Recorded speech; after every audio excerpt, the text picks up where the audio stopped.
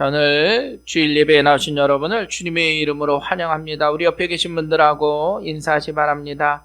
잘 오셨습니다. 네, 받읍시다. 자, 오늘은 너희가 믿을 때 성령을 받았느냐는 제목으로 함께 말씀을 나눕니다. 자, 우리가 사도행전을 배우면서 예수 그리스도의 복음이 예루살렘을 통해서 유대와 사마리아와 땅끝까지 전해지는 과정을 우리는 보고 있습니다. 그리고 복음이 전해질 때 그 복음을 듣고 사람들의 반응을 우리는 알고 있습니다. 어떤 사람들은 그 복음을 받아들여요. 그리고 그 복음을 통해서 예수 그리스도를 믿게 됩니다. 어떤 사람들은 그 복음을 쉽게 받아들이지 않습니다. 받아들이지 않는 것뿐만 아니라 오히려 반항하고 그 복음 전하는 것을 회방하기도 합니다. 예수를 믿는다고 하는 건 실은 우리가 그 복음을 받아들이고 바른 믿음을 가지고 세상 가운데 살아가는 것이죠. 어떤 사람은 그 믿음을 가지고 살아갈 때 흔들리기도 합니다. 처음에는 잘 예수 믿다가 바른 믿음을 가지지 못하는 분들도 있어요. 아니면 처음에는 거부하고 반대했다가 온전한 믿음을 깨닫기도 합니다. 실은 신앙의 길은 때로는 이와 같습니다. 바울을 포함한 복음의 전도자들이 바른 복음을 전하고 바른 복음을 말하지만 누구는 그 복음을 온전히 받아들이기도 하고 누구는 잘못 받아들이기도 한다는 것이죠. 우리는 늘 복음의 온전한 믿음을 가지고 복음 전파의 사명을 든든히 감당할 수 있는 우리 여러분들 되시길 주님의 이름으로 간절히 축원합니다. 자, 복음 전파의 사명은 바로 복음의 선포부터 있습니다. 예수님이 그리스도이심을 선포하는 거예요. 그리고 그 예수님이 십자가에 죽으시고 부활 승천하셨음을 우리가 증언하는 겁니다. 그리고 그 예수를 믿는 것이 우리에게 구원에 이르는 길이다. 지금 사도 바울을 통하여 또 수많은 전도자들이 구약 성경에서의 그 말씀이 바로 예수님을 이야기하는 것이고 또 그 예수 그리스도의 복음을 우리들에게 너희들에게 전하고 있다 말하고 있어요. 여러분, 그 복음이 실은 지금 우리들에게도 전해진 것이고 우리는 그 복음을 믿고 살아가는 믿음의 성도들임을 여러분 모두가 기억하시길 주님의 이름으로 간절히 축원합니다. 자, 오늘 본문의 말씀도 그 복음이 전해지는 과정이에요. 자, 오늘 본문에 보면 사도 바울이 에베소에 오게 됩니다. 그리고 에베소에서 어떤 사람들을 만나요. 그 사람들이 예수를 믿는다고 하는데 좀 시원찮습니다. 그래서 그들에게 물어요. 너희가 믿을 때 성령을 받았느냐? 그런데 그들이 대답합니다. 아니라 우리는 성령이 계심도 듣지 못하였다라는 거예요.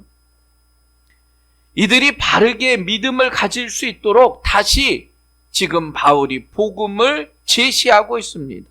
그리고 그들이 다시 세례를 받게 해요. 성령님께서 역사하실 수 있는 그 일들이 일어나게 된 겁니다. 자, 오늘 본문에 바울이 에베소에 도착한 직후입니다. 에베소는 그 당시에 아주 큰 도시라고 말씀드렸어요. 로마 제국 안에서도 몇 손가락 안에 드는 대도시입니다. 바울이 다시 1차의 전도 여행 비시디 안디옥이나 이고니온이나 루스드라나 더베 지역을 전도하고 2차 전도 여행 때는 그 도시들을 다시 재방문했습니다. 그리고 북부 내륙과 더 안쪽으로 들어가려다가 성령께서 바울을 막으세요. 그리고 유럽으로 인도하세요.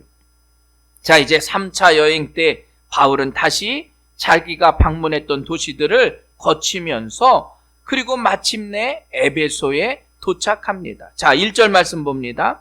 오늘 본문의 배경이 그래요. 아볼로가 고린도에 있을 때에 바울이 윗지방으로 다녀 에베소에 와서 어떤 제자들을 만났다. 자, 아볼로가 지금 고린도에 있습니다. 그리고 바울은 윗지방을 거쳐서 에베소에 도착했습니다. 그리고 그 에베소에서 어떤 제자들을 만나게 된 거예요.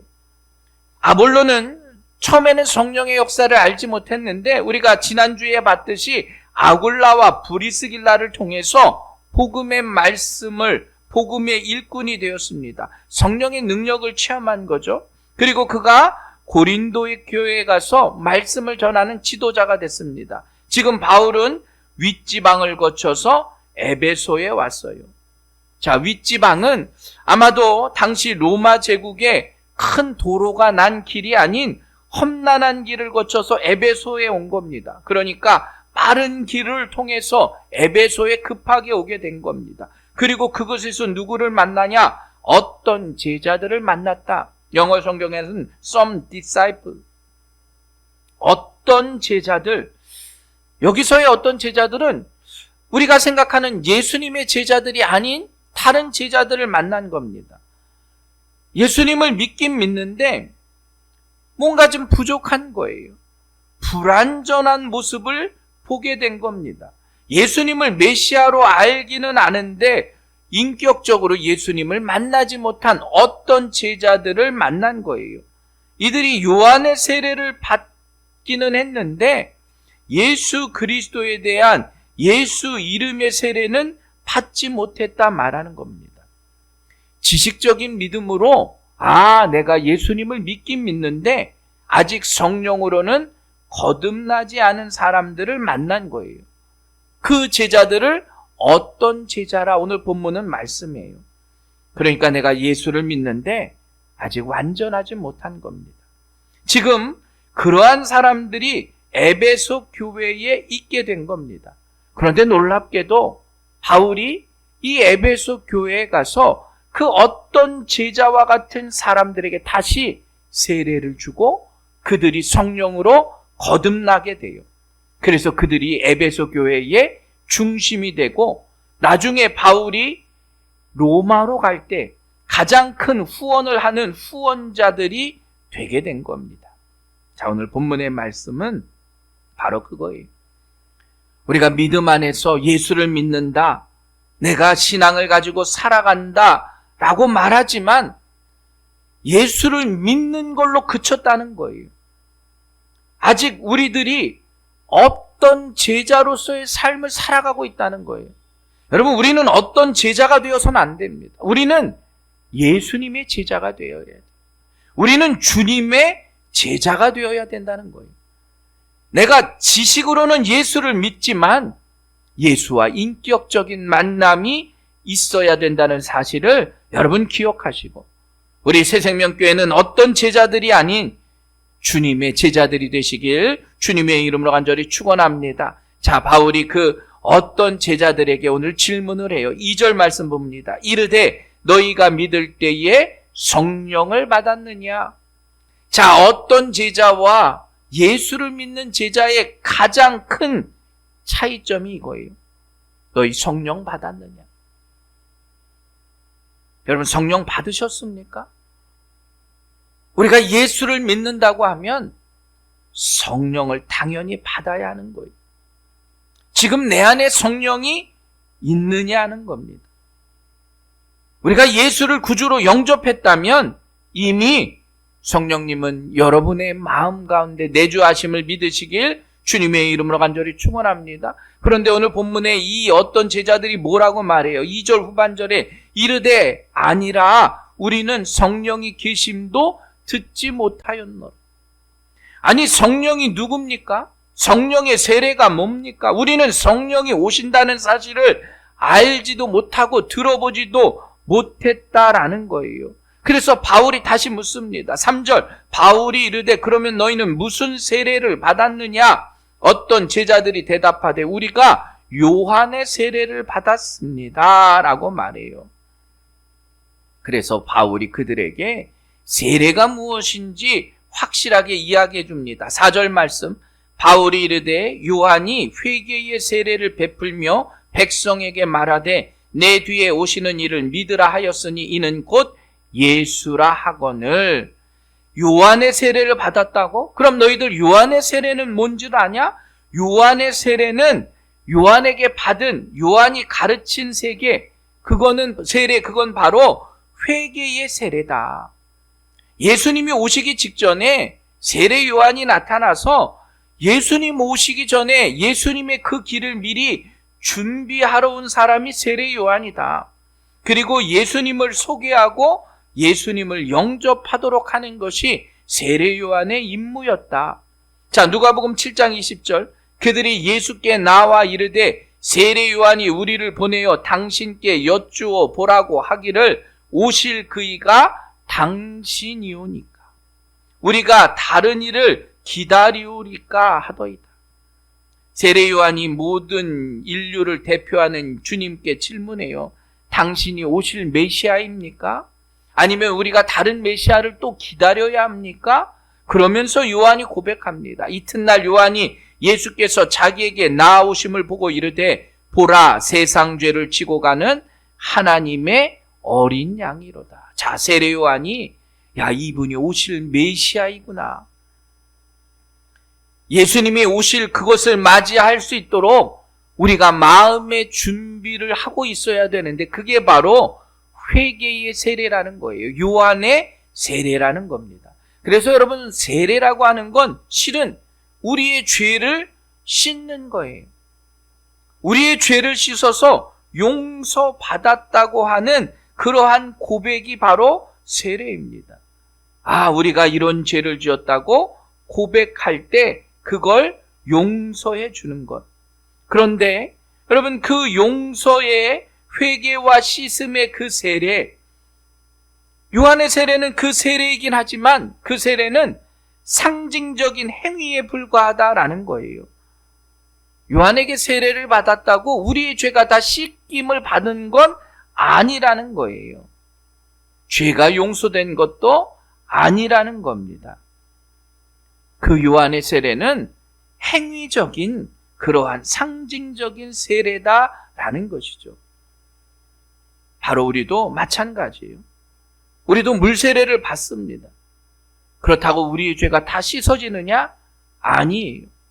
죄라고 하는 것은 그 죄를 담당할 실체가 있어야 합니다. 여러분 용서해 줬다고 해서 공짜가 아니죠. 그 죄값을 누군가는 지불해야 한다는 거예요. 인간이 죄를 회개했다고 다 용서될 수 없습니다. 누군가가 그 죄에 대한 값을 지불해야 하는 거예요. 그래서 구약에서의 제사의 모습도 다 그겁니다. 상징의 의미예요. 용서받을 수 있는 실제적인 근거는 없다는 거예요. 우리가 죄를 진다고 죄를 져서 양이나 소를 제물로 바치고 피를 흘린다고 인간의 죄가 다 사해질 수 없는 것이에요. 그래서 히브리서에서는 그걸 구약의 모형과 그림자라 말해요.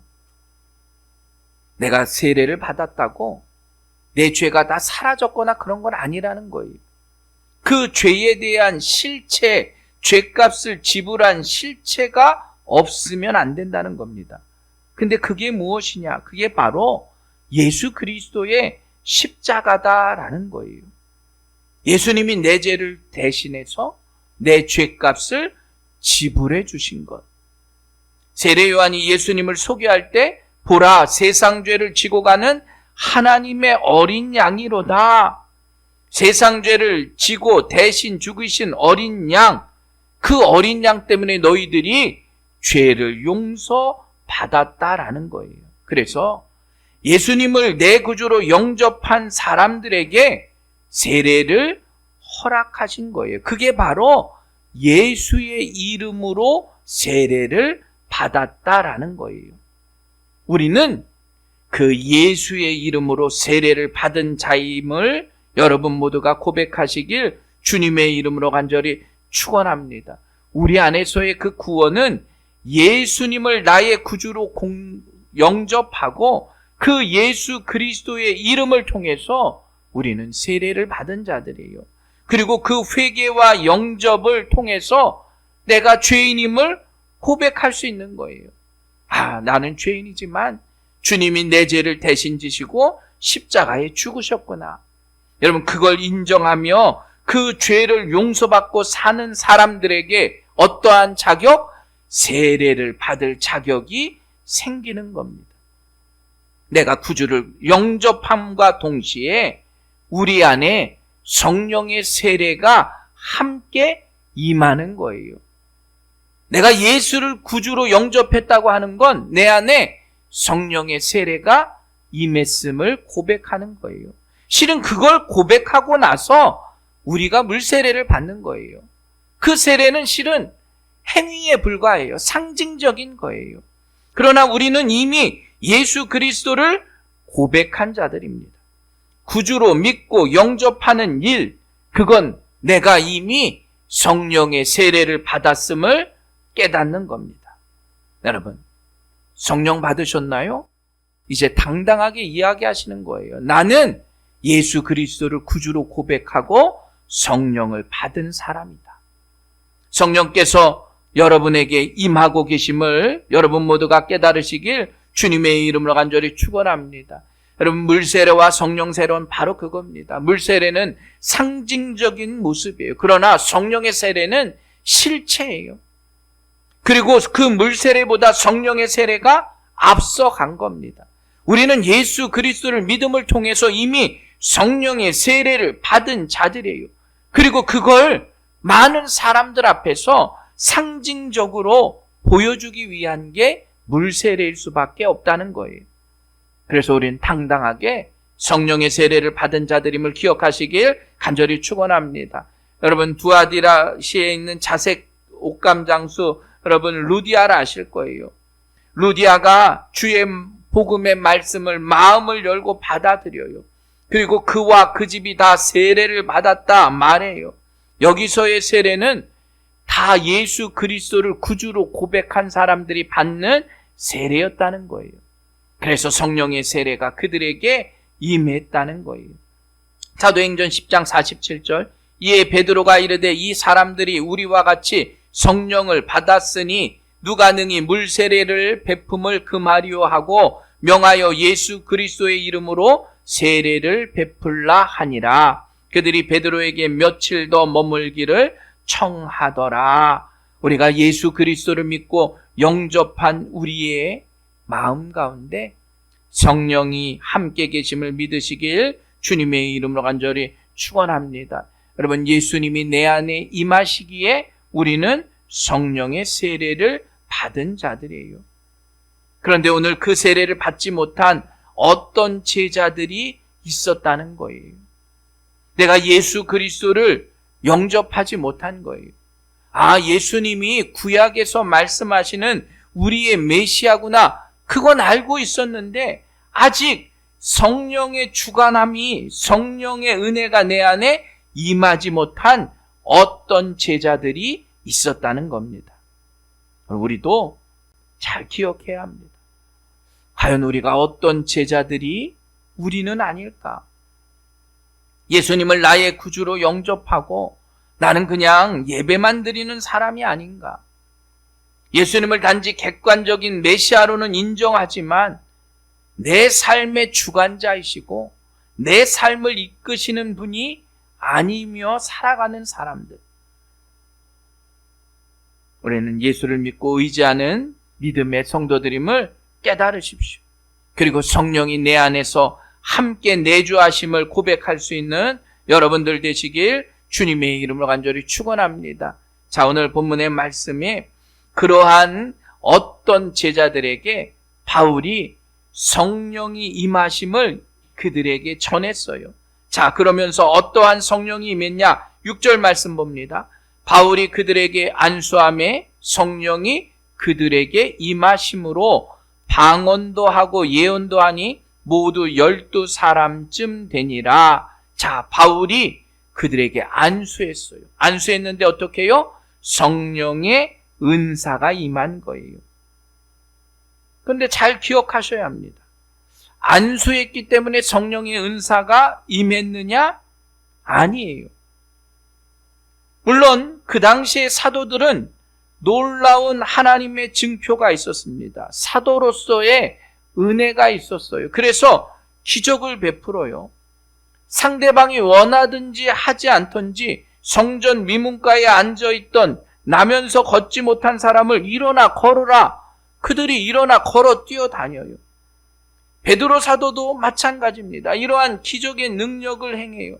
바울은 어땠습니까? 바울도 마찬가지죠. 빌립보에서 점치는 귀신을 내쫓기도 합니다. 마술사 시몬에게 은혜의 일이 일어나요. 수많은 병자들을 고쳐주는 일이 임했다라는 거예요.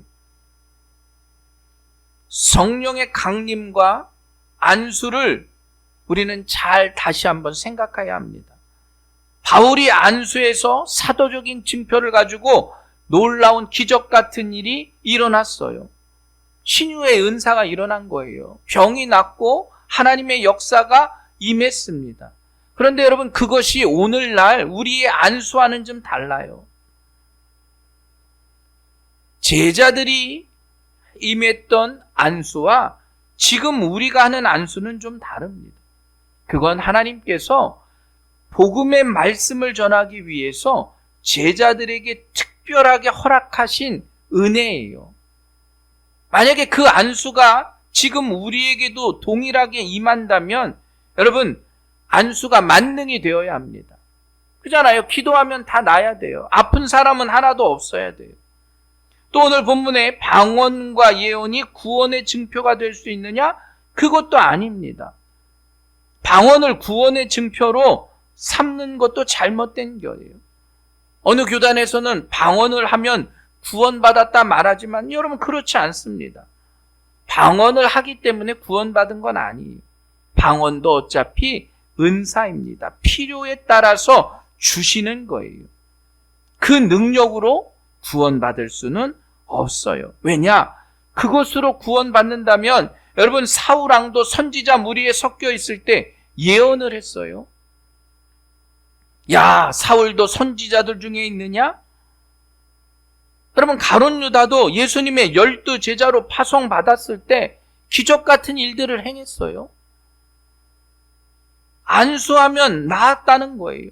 여러분, 그러면 그것을 통해서 그가 주님을 더 따라야 하는데 결국 주님을 믿지 않고 배반했다는 거예요.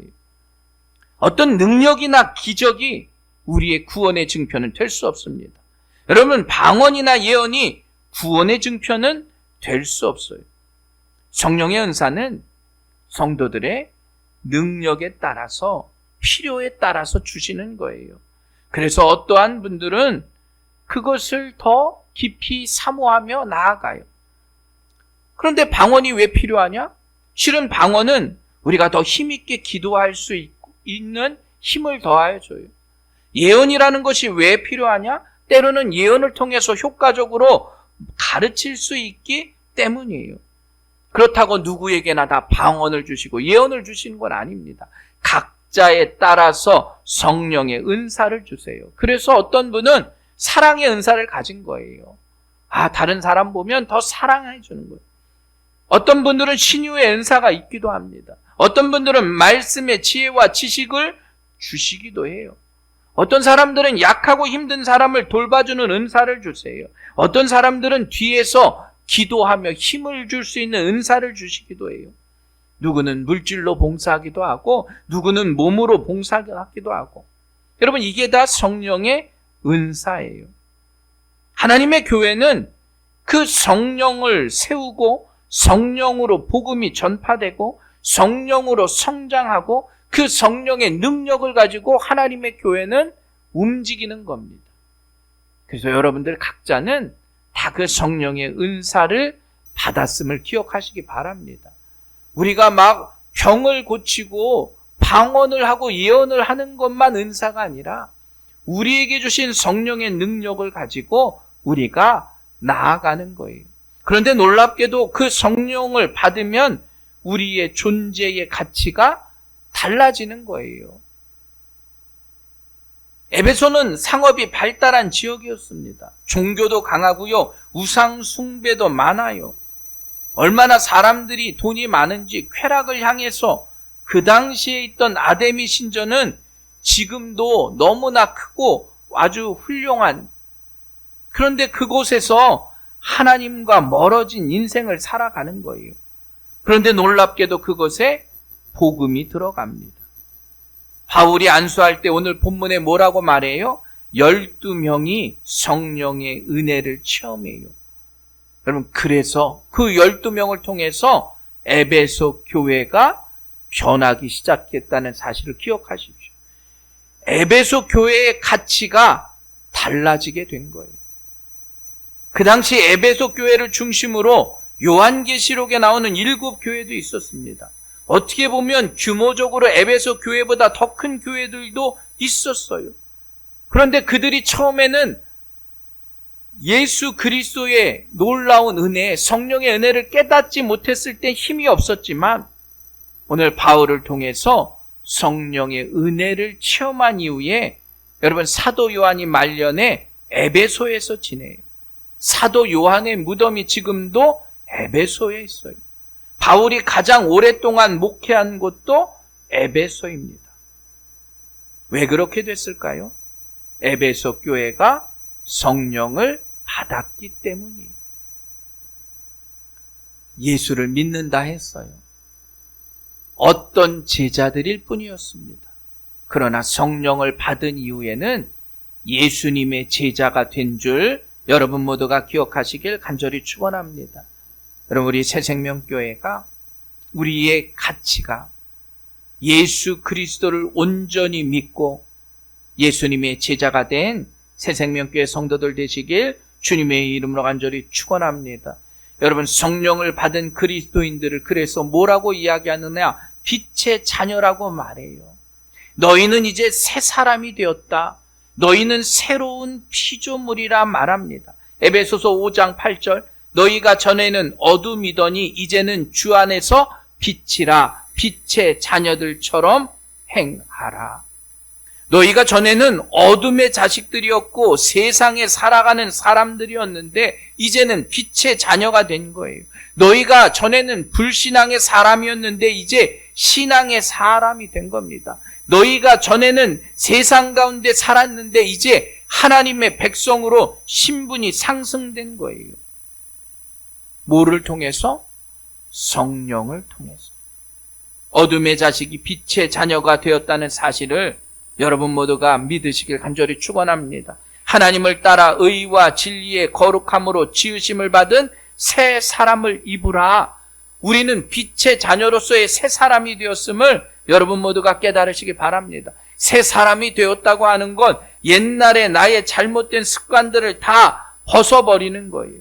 나의 잘못된 관행, 버릇들을 다 벗어버리는 겁니다. 그래야 우리가 새 사람이 되고 의와 거룩함으로 나아가는 거예요. 그러한 하나님의 속성이 우리 안에 있음을 기억하시기 바랍니다. 그건 바로 성령의 능력이에요. 새로운 피조물이 된 겁니다. 새로운 피조물이 됐다고 하는 건 본질이 달라졌다는 거예요. 새 사람으로 빛의 자녀가 된 여러분들임을 기억하시길 주님의 이름으로 간절히 축원합니다. 내가 새 사람이 됐다고 하는 건 내 삶의 모든 것이 변화됐다고 하는 거예요. 그러니까 옛날엔 인상 쓰고 화내고 다녀도 새 사람이 되었으면 어떻게 해요? 웃으며 다녀야 해요. 그래야 더 예뻐져요. 은혜를 받지 못하면 찡그렸지만 이제는 기쁨으로 행복하게 살아야 합니다. 성령을 받았다고 하는 건 바로 그거예요. 우리의 존재적인 가치가 바뀌었다는 겁니다. 여러분, 남편의 가치가 바뀐 거예요. 아내의 존재적인 가치가 달라진 거예요. 우리가 가정에서만 그러겠습니까? 아니에요. 직장에서의 여러분의 존재의 가치가 높아져야 돼요. 사회에서 우리 그리스도인들의 존재적인 가치가 높아져야 돼요. 그리스도인의 가치가 달라지니까 성령의 능력을 통해서 내가 성령 충만하게 살아갈 수 있어야 되는 겁니다. 그러한 사람들에게 하나님이 능력을 주시겠다는 거예요. 그게 바로 성령의 열매예요. 근데 옛날에 그 바울의 몸에 있었던 사람들에게는, 바울의 역사가 임했었던 사람들에게는, 자 11절 말씀 보면 하나님이 바울의 손으로 놀라운 능력을 행하게 하시니 심지어 사람들이 바울의 몸에서 손수건이나 앞치마를 가져다가 병든 사람에게 얹으면 그 병이 떠나고 악귀도 나가더라. 지금 바울이 성령의 능력을 받으니까 능력의 사람이 됐어요. 여러분 얼마나 웃깁니까? 바울의 몸에서 손수건이나 앞치마를 가져다가 병든 사람에게 얹으면 낫게 됐대요. 놀라운 역사가 임한 거죠. 베드로도 마찬가지예요. 원래 그런 사람이 아니에요. 많이 배우지도 못해요. 남들 앞에서 말을 하거나 설교를 할 수 있는 위치의 사람이 아니잖아요. 근데 베드로가 성령의 감동을 받아 회개의 역사가 일어나면 3,000명씩 회개하고 세례를 받았대요. 죽었던 다비다도 살리고 바울도 죽었던 유두고를 살리는 일이 임해요. 그럼 죽은 사람도 살리는 역사가 임했다는 거예요. 그런데 한 가지 알아야 할 것이 있습니다. 그럼 목사님, 지금은 그 성령의 역사가 왜? 그럼 죽는 사람이 없어야 되잖아요. 성령의 역사를 통해서 우리가 기도하면 죽었던 사람도 살아나야 되잖아요. 근데 아까 말씀드렸듯이 그 당시에 베드로와 사도 바울같이 복음을 전하기 위해서 전적으로 헌신한 사람들에게 특별한 은사가 임했어요. 복음의 역사를 위해서. 하나님이 우리들에게도 성령의 능력을 주셔요. 우리의 삶의 현장에서. 공부하는 학생들에게 열심히 공부할 수 있도록 능력을 주세요. 그런 능력을 주셔야지 공부하는 학생들에게 죽은 사람을 살리는 능력은 필요 없어요. 우리가 직장 생활을 하는 사람들에게 죽은 사람을 살리는 것보다 내가 직장 안에서 믿음 안에서 열심히 살아가는 것이 더 중요한 거예요. 우리의 삶의 현장에서 성령 받은 자로서 나에게 맡겨주신 사명을 감당하는 것, 그게 바로 그리스도인이 되어야 한다는 거예요. 그런 그리스도인들이 되시길 주님의 이름으로 간절히 축원합니다. 그런데 아직까지도 바울과 베드로의 그런 역사만을 생각해요. 그래서 죽었던 사람도 살린다고 죽은 사람을 놓고 안수해요. 그럼 그런 일 일어나지 않는다는 거예요. 우리도 성령을 받았습니다. 우리에게도 특별한 은총이 임한다는 사실을 기억하십시오. 우리의 가치가 달라지는 존재가 되었음을 깨달으십시오. 여러분도 능력의 삶을 사셔야 합니다. 신앙적으로, 영적으로, 여러분 건강 가운데서, 여러분의 사업 가운데서도, 여러분이 복음을 전하는 일 가운데서도 그 복음의 일을 감당할 수 있는 우리 새생명교회 성도들이 되시길 간절히 축원합니다.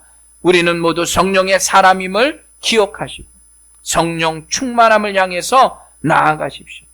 로마서 14장 17절 하나님의 나라는 먹는 것과 마시는 것이 아니요 오직 성령 안에 있는 의와 평강과 희락이라. 성령 안에서 우리가 의로움을 향해서 또 우리 안에 평강이 있어야 되고 우리가 기뻐하며 희락해야 합니다. 여러분 2025년도는 우리의 힘으로 살아가는 한 해가 되지 않길 바랍니다. 성령의 능력으로 살아갈 수 있는 복된 한 해가 되시길 주님의 이름으로 간절히 축원합니다. 우리들 모두 성령의 온전한 성도들 되시길 간절히 바랍니다.